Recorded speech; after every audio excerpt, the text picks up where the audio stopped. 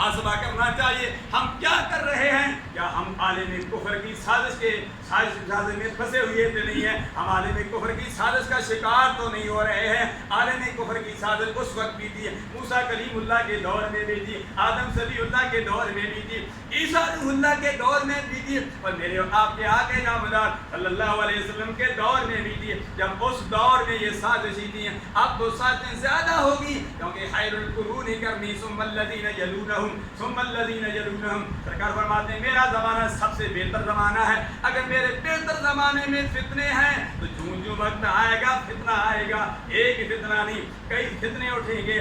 آج آپ مطالعہ کریں، دائیں بائیں دیکھیں، ایک فتنہ نہیں کئی فتنے اٹھ رہے ہیں. ایسے فتنوں میں ہم نے اپنا محاسبہ کرنا ہے، ہم نے فتنوں سے بچنا ہے.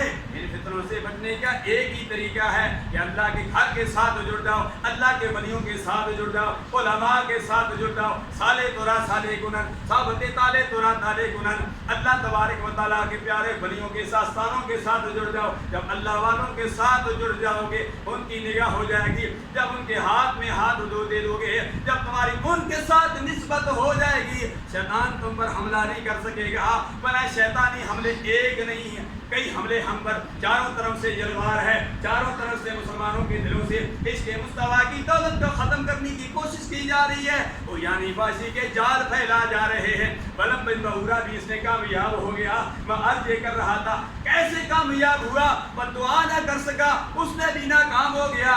اللہ بلم بن بہورا اس پر کامیاب ہو گیا، اپنی قوم کو تیار کر لیا. جاؤ موسیٰ کلیم اللہ کے سامنے ان کی جو فوج ہے بنی اسرائیل ہے ان کے سامنے اپنی خوبصورت لڑکیوں کو لے جاؤ. اس میں وہ کامیاب ہو گیا اور ایسا کامیاب ہوا کہ ایک ہی دن میں 70,000 بنی اسرائیل فوت ہو گیا. مسلمانوں ہمارے لیے بھی غور و فکر کا مقام ہے.